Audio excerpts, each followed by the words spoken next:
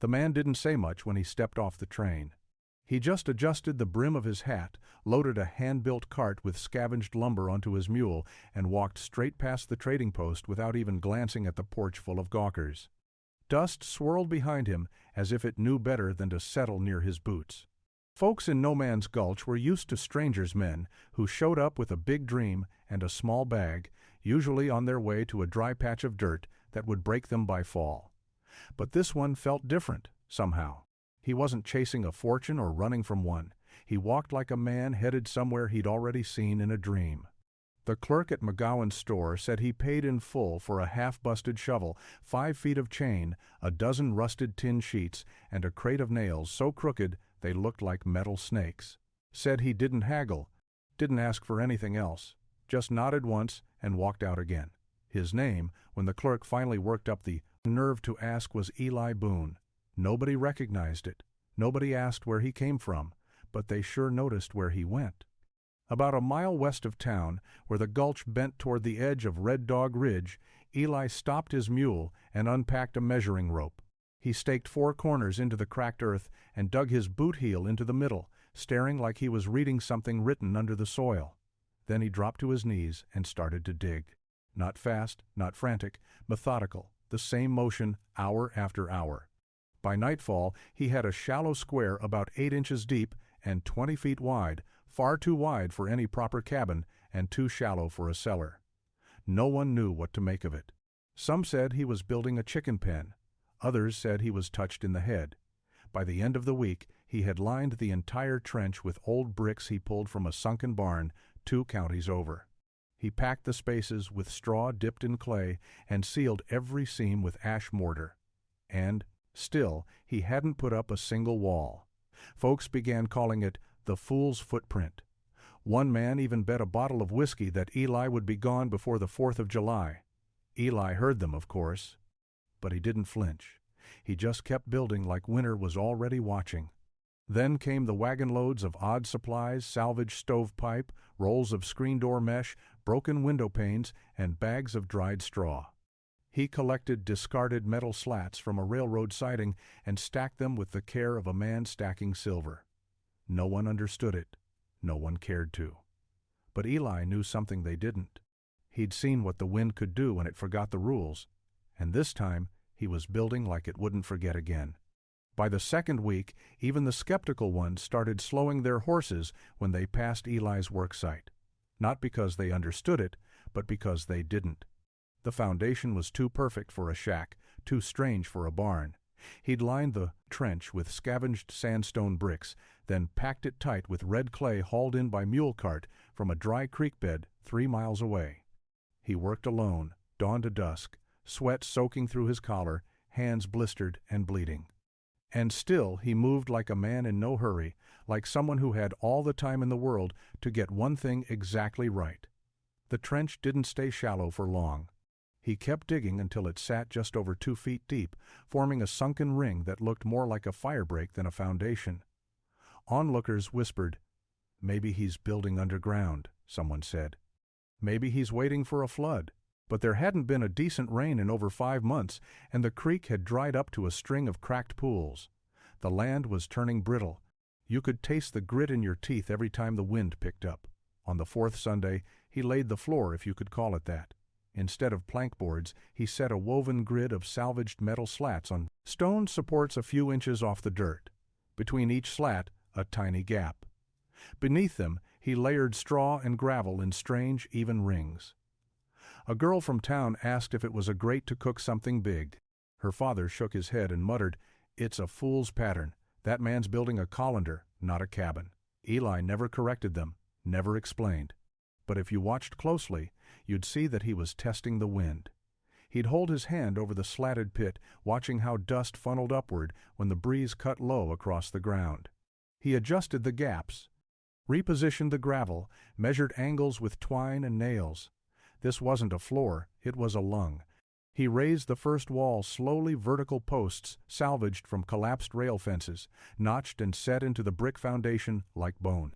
Then he began filling the frame with overlapping layers, tin first, then slats, then straw bundles bound in cheesecloth and stitched to the inside like insulation. There wasn't a flat board in the entire frame. Everything was angled, staggered, set just slightly off where you'd expect it. Like a broken puzzle, only he could see completed. By now, the town had stopped mocking and started worrying, not because they believed he was right, but because they'd never seen someone work this hard on being wrong. No one had ever built anything this over-engineered in No Man's Gulch, not even the bank, not even the chapel. It wasn't just unnecessary, it was unnatural. But Eli Boone kept his head down and his hands moving, one nail, one breath at a time, because he wasn't building to impress the valley, he was building to survive it. By mid-June, the structure had begun to take shape, though no one could say exactly what shape that was. It wasn't tall, wasn't wide, didn't look like any bunkhouse anyone had ever seen. But it stood firm, tight-jointed, heavy, braced against the ground, like it was waiting for something most buildings never expected. Eli began assembling the roof next, but not with shingles and not with tar. Instead, he covered the beams with overlapping scrap metal slats, some from rusted stovepipes, some from abandoned threshers, others he'd hammered flat from oil drums with a rock and a thick cloth. On top of that, he laid out coarse canvas tarps, soaked in flour paste, and left them to harden like hide. Then he packed a layer of clay mixed with straw over the entire surface, patting it down like a man smoothing dough. It wasn't pretty. It looked like something an old mountain hermit might make to bake bread underground, but when it dried under the Dakota sun, the whole thing hardened into a seamless shell. The townsfolk said it was too heavy, that the beams would crack. But Eli had doubled the roof, supports thick posts, spiked with railroad bolts he'd scavenged, wedged into corner joints, reinforced with layers of straw mud paste and wood ash. Inside, the ceiling sloped just slightly, guiding air to a small screened vent that ran beneath the front eaves. The screen wasn't wire.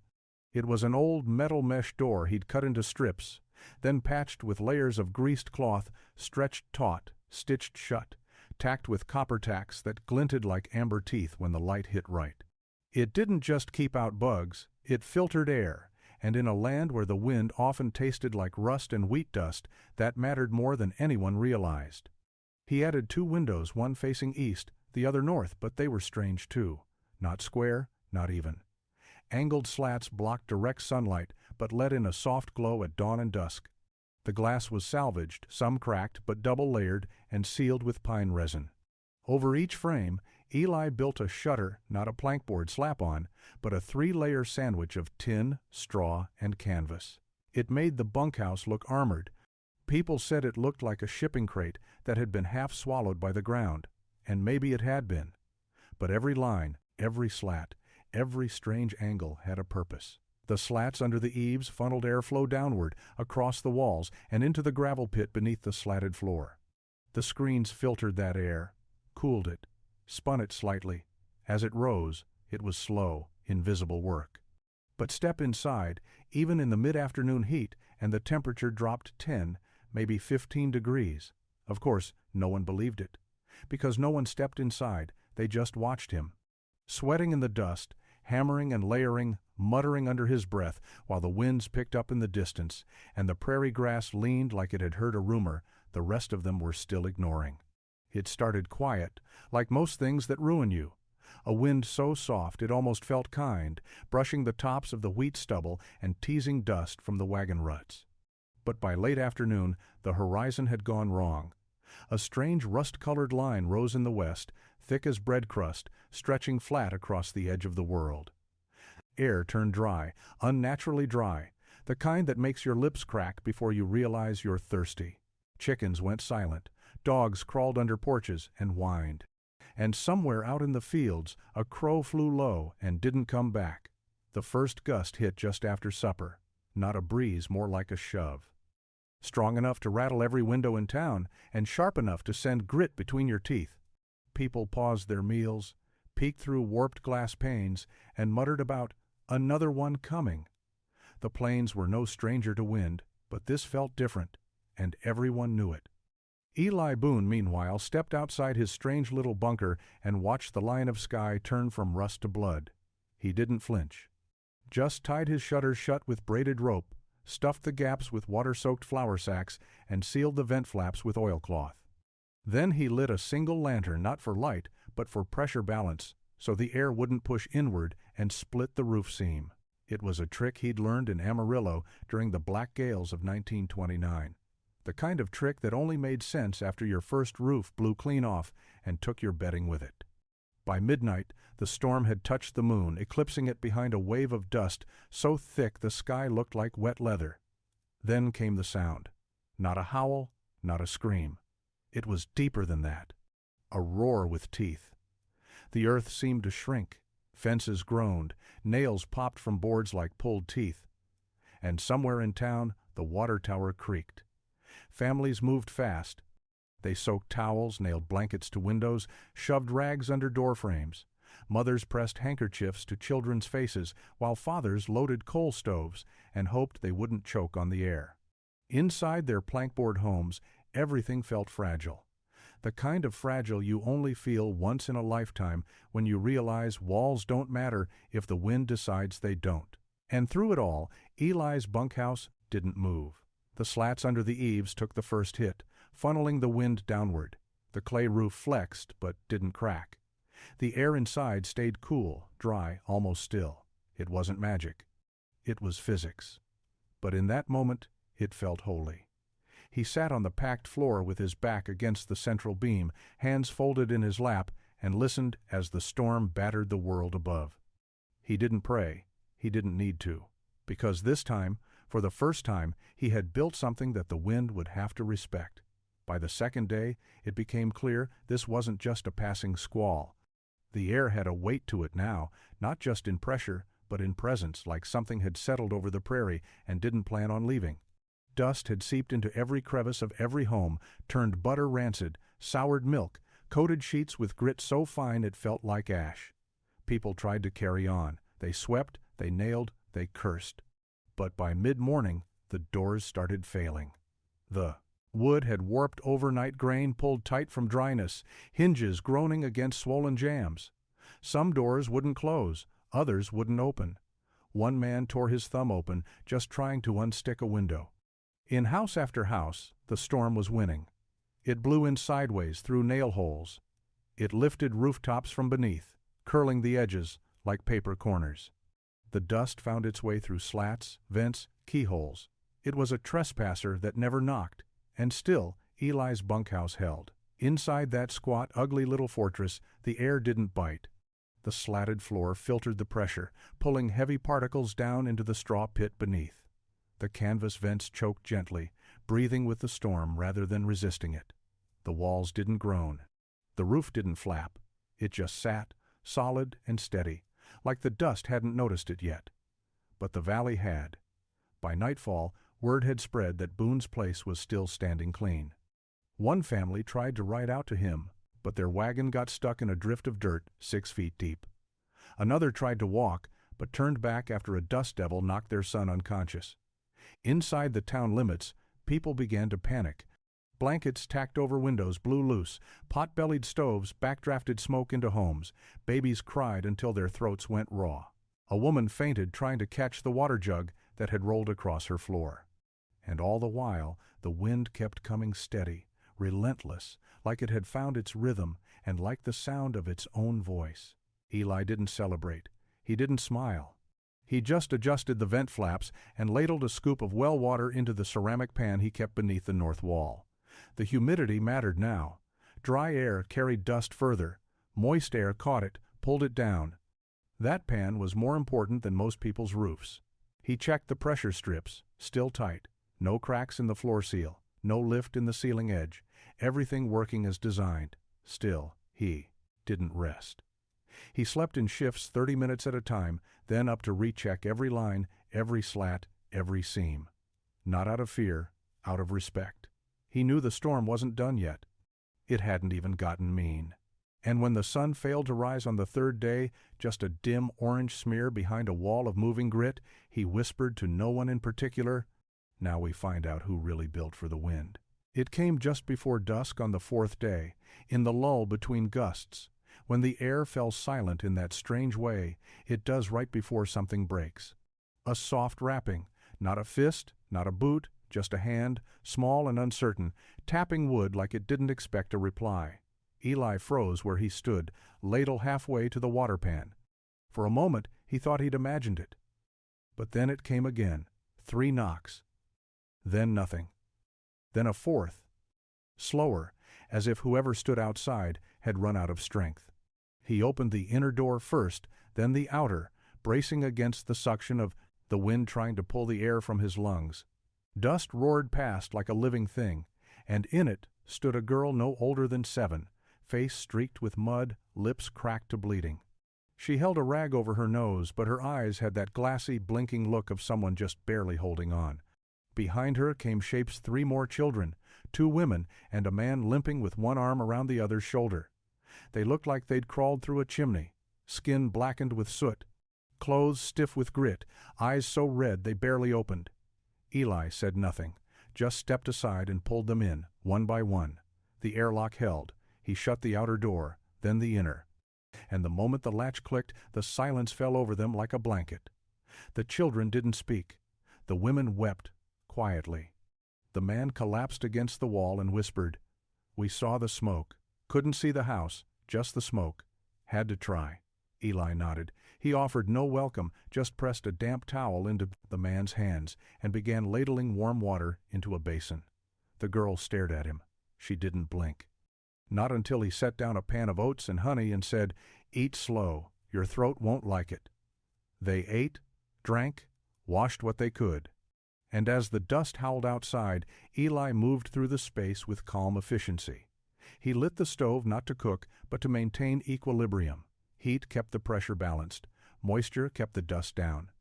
Every motion mattered. By midnight, the bunkhouse held 8 souls. The air was still cool, still breathable.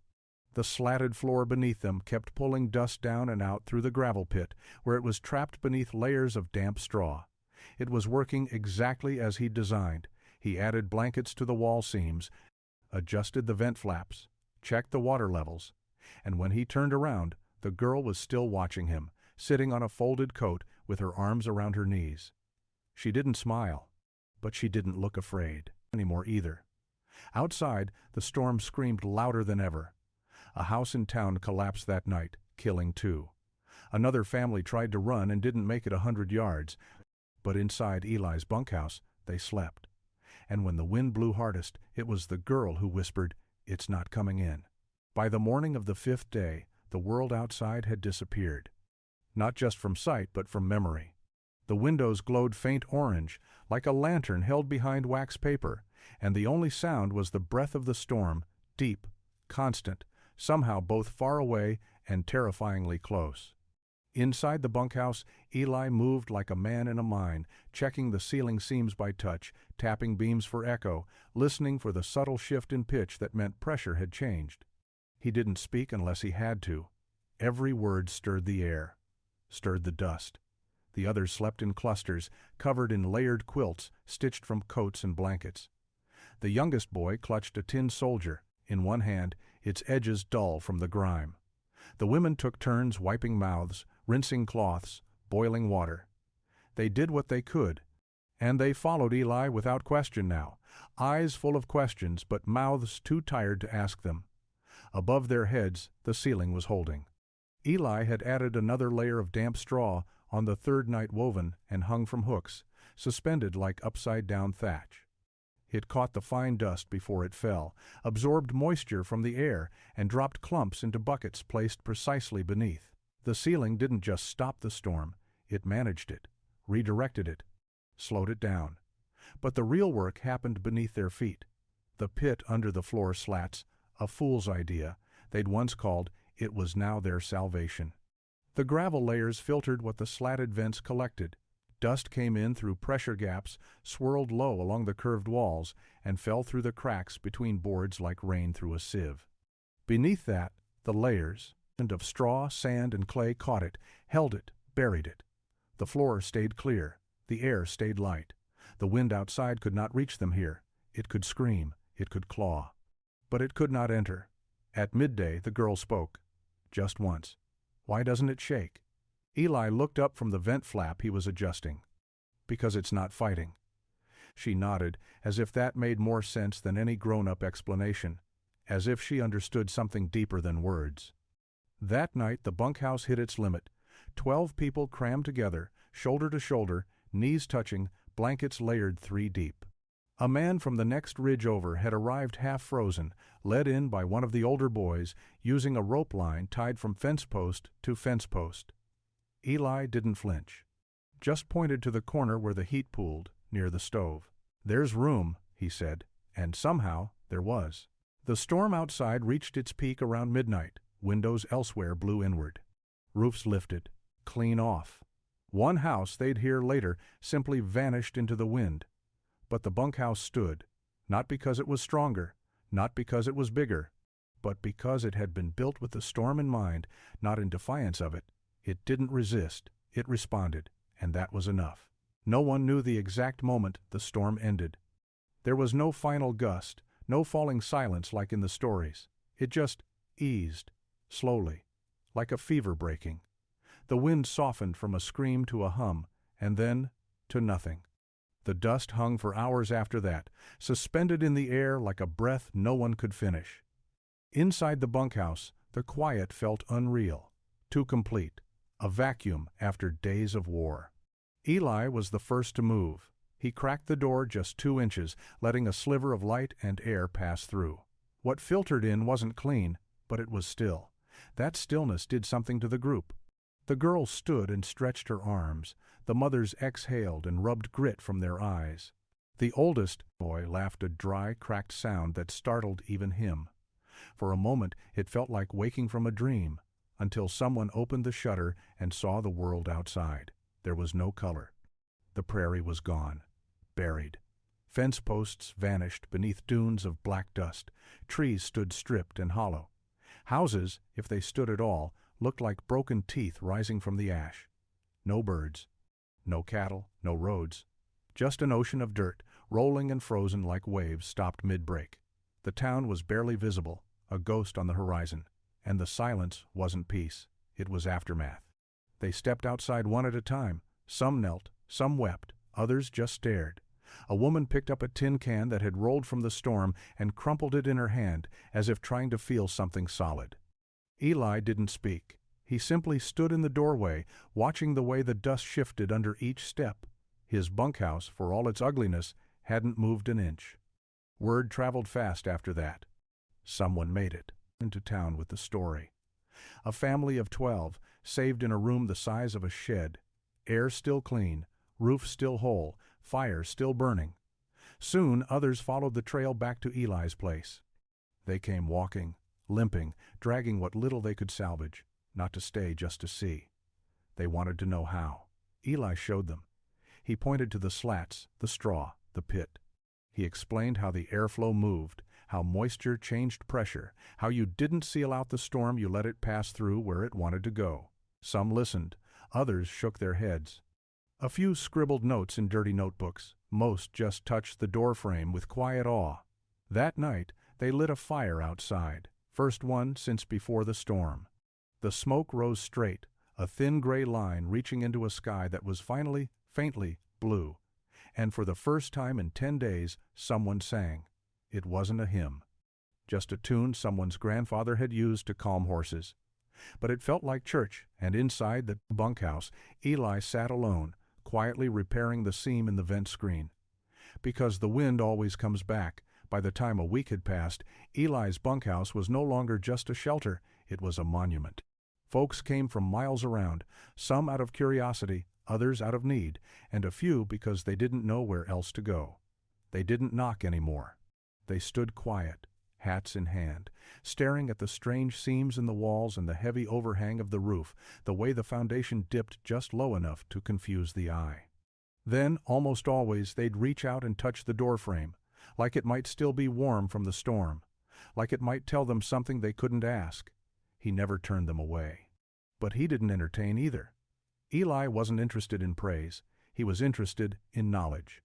If someone asked why the pit was 3 feet deep and not 4, he'd answer.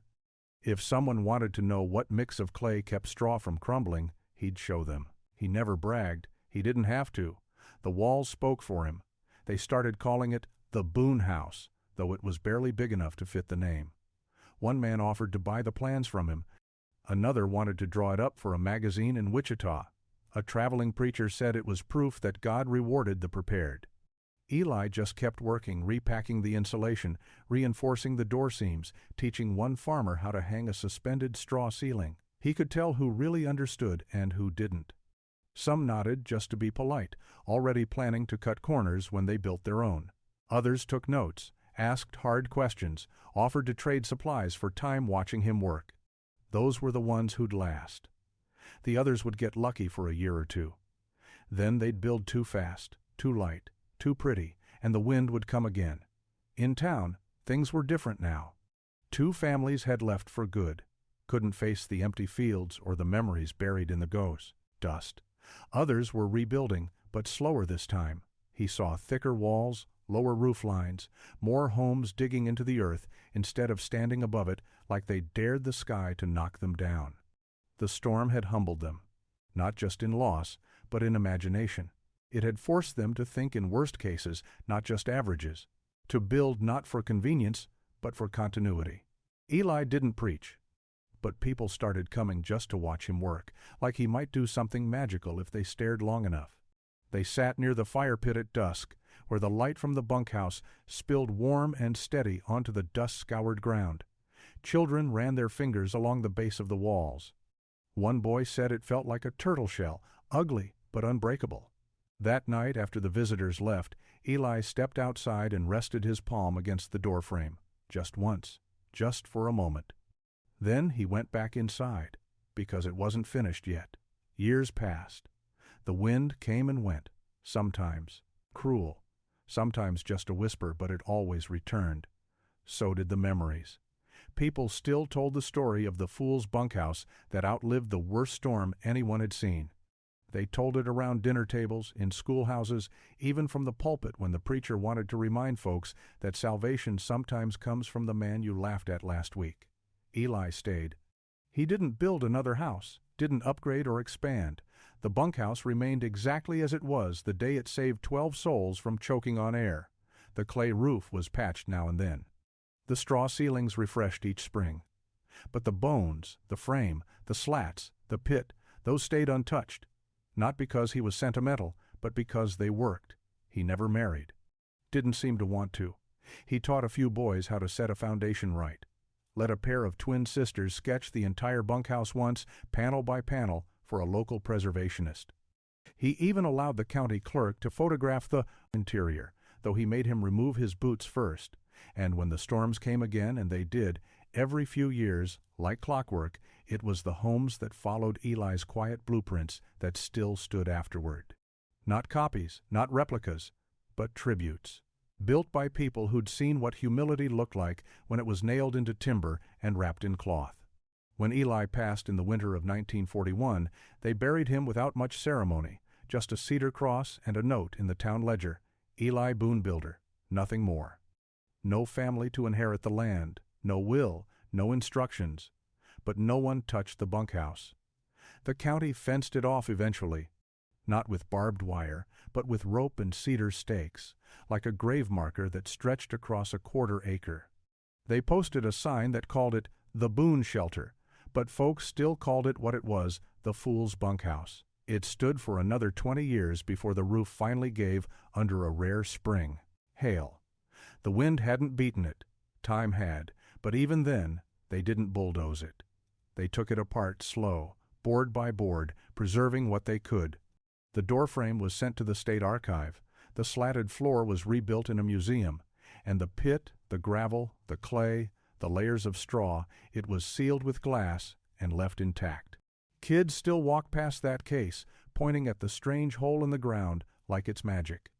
Teachers explain airflow and pressure and earth filtration, but none of it really lands until they hear the story of the man who built like he knew the sky hated shortcuts. Eli never left behind blueprints. He never needed to. His design was buried in the dust, written in wind, remembered by survivors. Because sometimes the wisest man is the one who built slow, the one they all called foolish right up until he saved their lives.